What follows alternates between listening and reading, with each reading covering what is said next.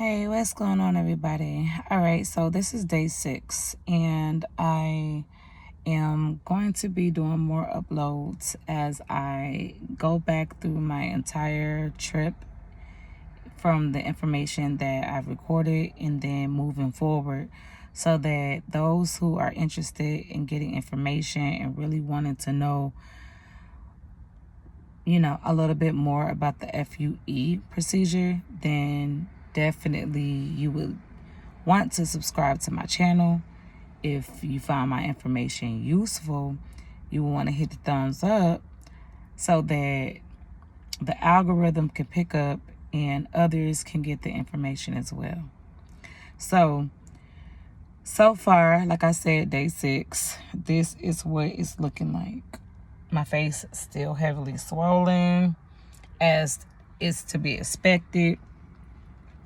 And this is what I'm looking like. Yet, let's see. This is what I'm looking like, but I'm wearing a very soft, loose bucket hat. So that, let me go ahead and put this on the little tripod thing. The tripod. It's not even a tripod thing. It's just a tripod. I have a way about saying thing in that, in this, so yeah, I gotta get used to that until I can get that out of my system. All right, let's do this right here. Okay. Let's rotate this like that. Let's see if that works. I don't think that's working. It's making it all of them. It's getting it. It's okay. Oh goodness. Come on. I'm in the. This is okay. Let's see. Because I wanted to hold it, and then I'm trying to put the hat on. So okay. So this is the bucket hat that I'm wearing right now. Currently, I'm gonna go get some more hats. This is plush. It's plush. The whole thing is plush. And it's oversized. So it feels so good and comfortable on the back of my head. And yes, I am wearing a hat. Now, I want to say this. This is so I can go out and run my errands, because 1, you have to protect from the UV rays. 2, you also want to keep your scalp clean. You do. So this hat is going to be washed every 2 days.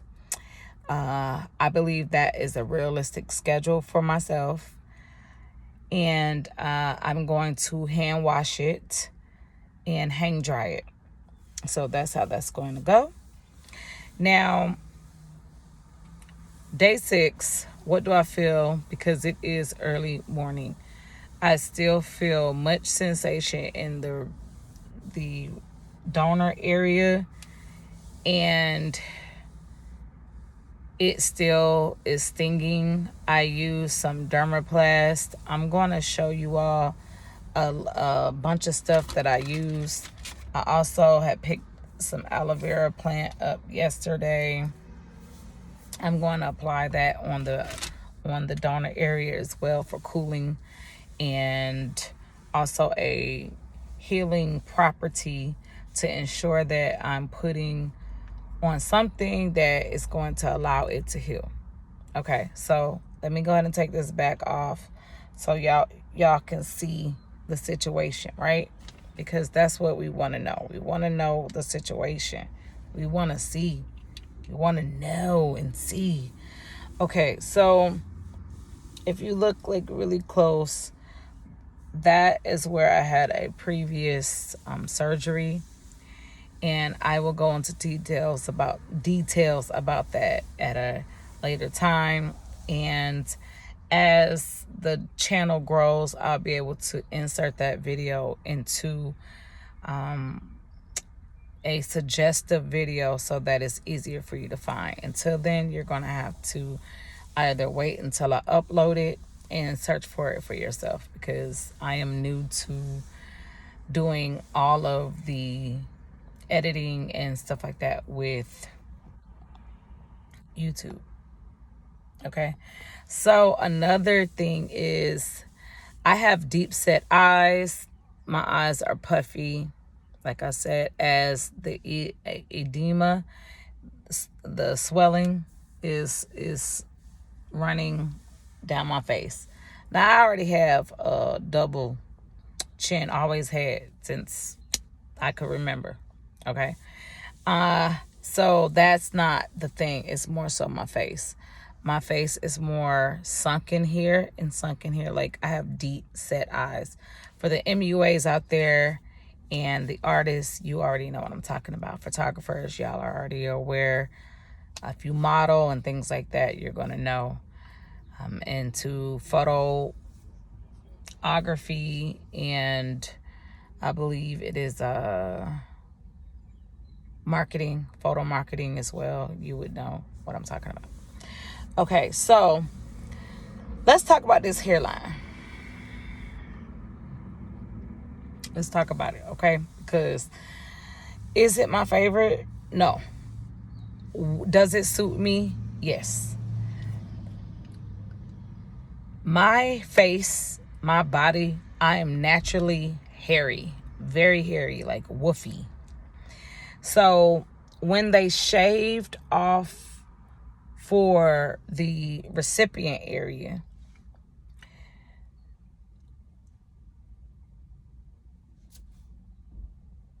when they shaved it off, they shaved off fine hair that is going to grow in thick.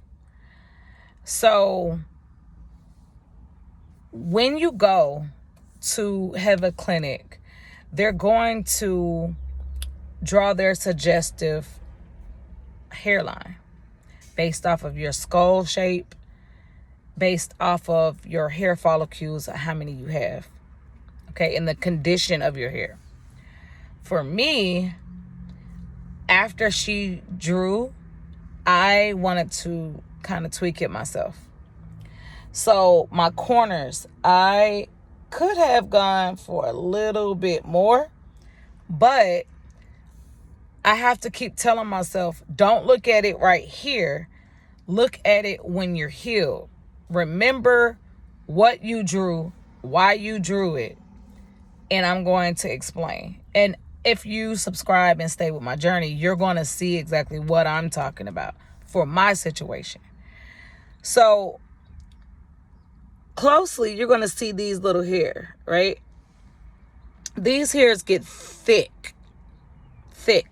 They come up, they all in my face. My sideburns connect to the back of my neck. Like, it comes all the way down here. All this is going to be fine hair. It's going to be so much that it's going to, like, I have hair like swoops in my neck. So the look that I'm going to be going for as my hair is growing out is I'm going to keep it low with the progression of the transplanted area, okay, which is this. Now, I already have edges, okay? I already had edges. I didn't have a problem with any traction alopecia. My thing was I wanted to reinforce and have it more stronger. That was it. So you can say, oh, they were thinning. They weren't thinning. They grew back after the abuse, after the negativity, the poor environment, my mental state after having 6 kids. All of those combinations getting older, my hormones, so many different factors that went into the health of my hair.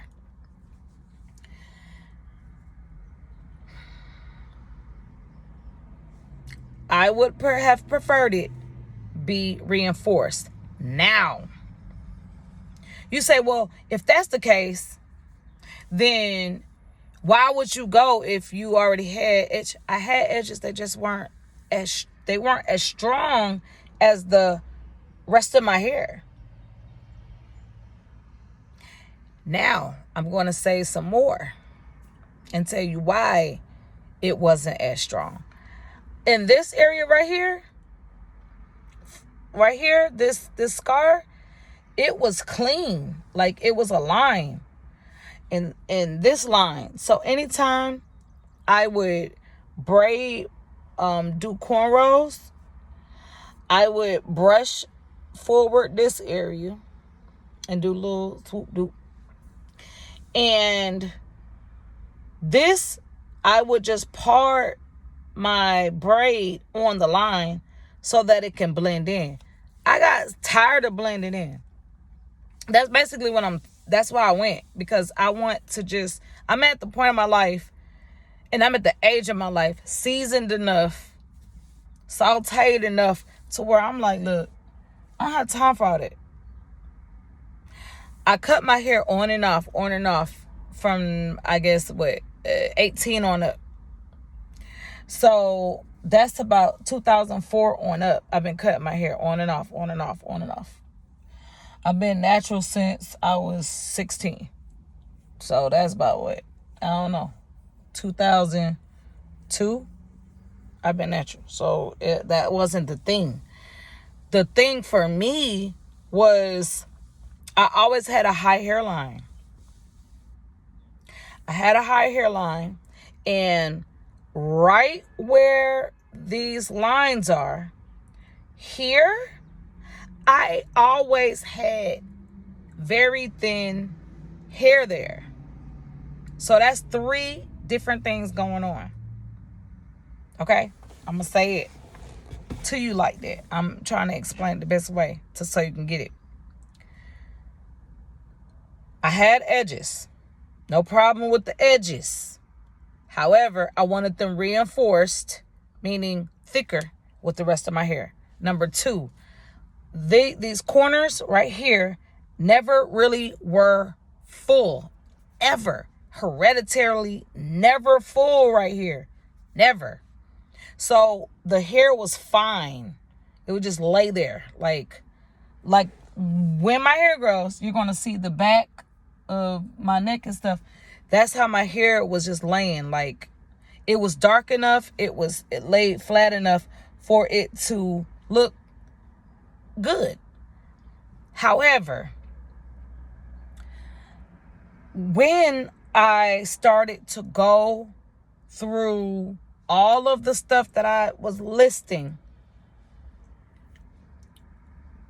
my original hairline, blum, blum, blum, blum, you'll never find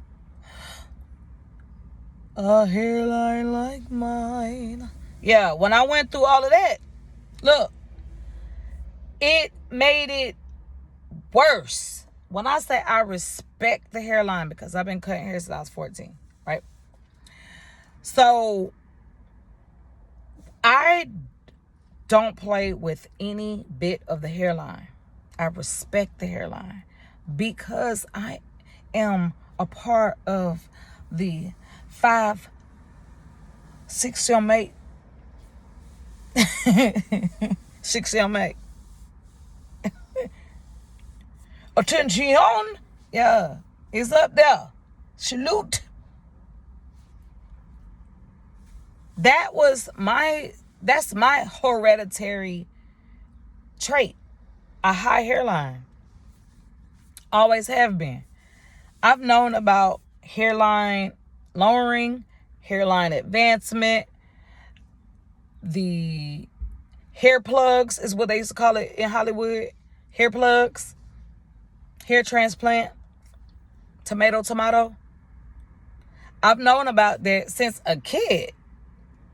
I could clearly see the advertisements as my mom and dad are driving on down the road. I could see the advertisements talking about hair plugs. And I could hear, like in movies, people joking and being funny and talking about hair plugs. And then you can visibly see what a hair plug was, especially on Caucasians and those with fine hair, very, very fine hair, because of the way that it exposes due to just, most whatever. The point I'm getting at is I already knew about it. So in 2012, I was like, look, I'm definitely going to get hairline lowering. I'm going to get that for myself. Like, that was one of the things that I put on my bucket list. And that and a breast augmentation, a breast lift, not the saline bags or any of that stuff. Just get a lift, because I already knew once I'm done with my childbearing and I've done all the breastfeeding, which I got one almost done, okay, and that'll be my baby, and she's 17 months, so she's almost done with breastfeeding because I tend to go to 2 years old. Look, after that, I want them lifted. That's it. That's my prerogative, right? So with that being said, you hear people say, oh, just love yourself. I do love myself. I love myself enough to be honest with myself and say that I would mentally be more connected with myself to feel better, for me to feel better and sleep at night, for this to be done.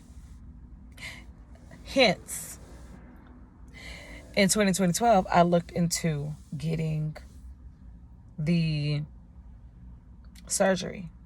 And it wasn't until 2022 that I got it. So that was 12 years later.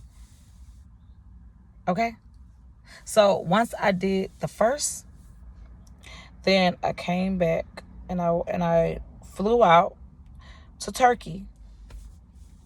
And I went to Istanbul, Turkey, Hevaclinic, and got my procedure. So again, this hairline. And another thing, it's dark. It's not dark because, oh, you have black hair, so you have dark hair, that's why. No, that's not why. If you look close, it's small little scabs. Tiny little scabs. There are tiny scabs. So once that definition, that high, dark definition is removed, it's going to look lighter. Once my face hair, head hair, all this body hair grows back, it's going to blend. So for my situation, that's how it is. Let me go ahead and do the rotation for you all best I can. Okay, so I'm going to turn around so y'all can see. Oh, gosh. Oh, my gosh. I'm gonna turn this way so you all can see. I hope y'all can see. I feel like y'all could. Okay? So I'm going to go into details about hair cutting. Should you cut it? Should you get it cut? Antibiotics, antiseptics, washing. I'm going to go into different things with you all. Swelling, how to maintain, how I sleep, all type of things. So, hoping that this video is good for someone out there that may be interested. I got the FUE Sapphire. Sapphire is the name of the needle, and it's supposed to be slimmer, much tinier when the doctor did the incisions to insert the pocket, aka the follicle. Okay, so the FUT is where they cut a strip of your scalp from the back of your hair and then they sew it back. There are several people that have gotten this. Jamie Foxx, LeBron James. And I want to say, I don't think he did. No, he didn't. I was about to say the wrong person. But definitely Jamie Foxx and LeBron James, because they got, Jamie Foxx had got a tattoo on the back of his. And then LeBron James, you can clearly see.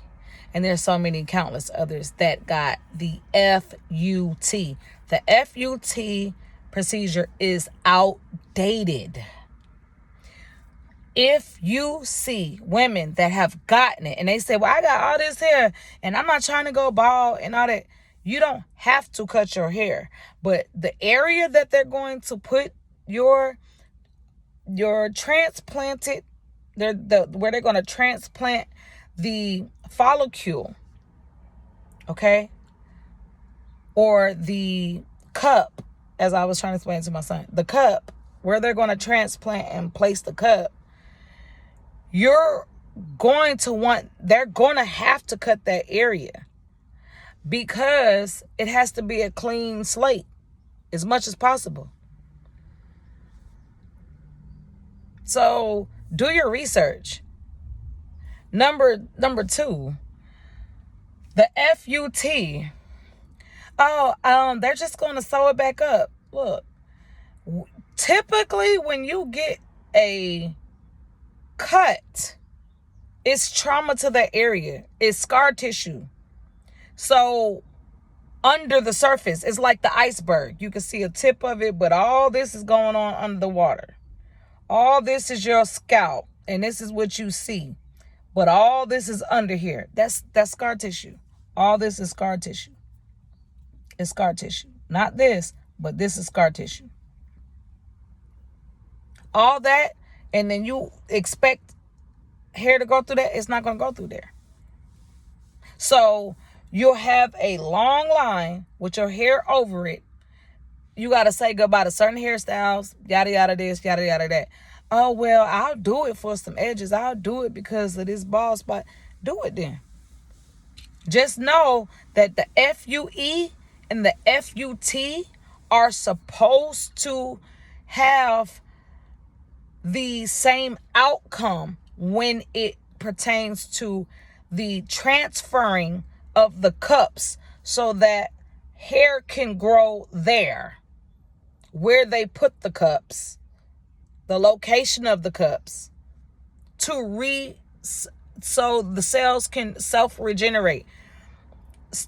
The stem cells in hair follicles self-regenerate. That's why when you shave or you wax, you pull out that hair, but then it grows back. You're like, how does it grow back? Because it self-regenerates.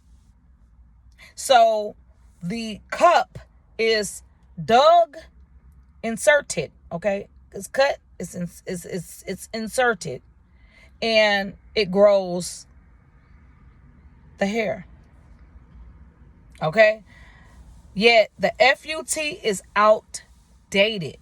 It's outdated because they have methods like the FUE, like the DHI, and countless others that aren't requiring you to have the strip removed off the back of your head. And this is 1A really, it can cause so much nerve damage, tissue damage. You're going to have a scar without a doubt. I don't care if they do their best closure and they staple it and then they remove the staples in 3 days and they had it glued shut. It's still going to be a scar. This is why when you look at many of the celebrities that have gotten it, they're a prime example because they're in the spotlight and you can see what's going on. However, there are things that can cover it up. Yeah, you got SMP, you can cover it up. You can get that hair tattoo. Yeah, I could just brush it down, and then I could just put a little makeup and da-da-da-da. Yeah, you say all that until you get in that water and you swimming. Or you take off that wig, or whatever the case. Because I wear wigs too. However, it's a way about all this stuff. You can't be overdoing it. Too much of anything is a bad thing. Too much sweet. You too sweet, you're gonna get ran over. In other words, you too sweet, you can catch a cavity. It's just the fact of life. You gotta have balance. So when I am referring to the FUT, there are so many women that are getting got in the States because the FUT procedure is quicker for these surgeons to do them. I'm telling you the deal. It's quicker for them to do it. You're not going to be in the state of moving, asking questions because you're awake, right? But you're numb. The shots, everybody has to get them. However, there is an option where you can get sedated prior to the shots so that you're not feeling the shots. Now, some people say, I'm going to tough it out. I'm going to keep my $350. I'm going to keep my $500. I'm going to keep my money. Well, keep your money. And when you get the shot, then expect it to hurt. They're going to give you several. You have a head. If you've gone for any dental work, they're going to shoot you several times, especially in the upper region, because it's more nerves on the upper half of your teeth. It's going to hurt. They're going to keep shooting. You're going to keep shooting. You're going to keep shooting. You keep shooting, making sure everything's numb, especially when you get deep cleaning. They're going to make sure everything's numb. So that's the same thing with your skull. Oh, I just had so many. What you thought was, what do you think is going to happen? I didn't expect that many. You expect one shot and it's just supposed to, come on, man. Like the sense is just sometimes just be like, not even, it's just, you'll see results in one person may not be the same results for you. So when I hear of many different people that are going through these procedures, and then later to find out that their nerves are damaged, they have a scar, the hair hasn't gone through, the hair that was taken from the strip, now the hair area that it was placed in is thinning out again. Something that a lot of women and also men, if you're not aware of this, if it's hereditary for you to lose your hair, even as a woman, then you're more than likely going to lose that transplanted hair. Is going to thin out, and you're going to have to take medication to create the inner health. That's why they say drink your water, take your vitamins, because having good skin and being healthy starts from within. Okay, that's why they say, oh, you went to go fix one thing, but you created another problem. You didn't heal the first thing. Look, first of all, healing to one person could look different to the next person, right? For me, I'm going to be square. I had to take therapy. I'm in therapy continuously. 2 times, 3 times per month, I'm in therapy. I've been in therapy for over 3 years, ongoing therapy, and I plan on continue to go to therapy. Speaking to someone is refreshing to me. Having someone to give me their opinion, give me something to think about. Maybe I am tripping. Maybe I need to see something in a different way. Changing my perspectives, my views. Checking myself before I wreck myself. Yeah, I'm okay. I don't have to know everything. I'll leave it to the know-it-alls. But Crystal doesn't know everything. But what I do know is you do have to verify several times if the reason why you're doing something is the reason why you're doing it is the right reasons. This is for me. This is a me gift. This is for me. And I have so many different reasons to celebrate why I did it. But I did it. So far, FUE is where how they took the location, hair from the location, and then they put it in. So the redness and the healing has to take place. I just had surgery. It may be less invasive, but it is still surgery. That's why I have swelling. That's why I take antibiotics. That's why I'm taking pain medicine. That's why I'm taking anti-swelling medicine. But it's still gonna swell. That's what your body's gonna do. So when it involves someone else and their decisions to do what they're doing, make sure that you're doing your research. You're looking at yourself in the mirror and you're asking yourself, am I really balding? Go to a dermatologist and find out what's going on with your skin. Scalp, find out what's going on with it. They say, oh, PRP is the only way. PRP, they offer PRP with this hair package. You have to continue to do it on your own if you choose to. Plate rich plasma. Okay? That's what PRP means.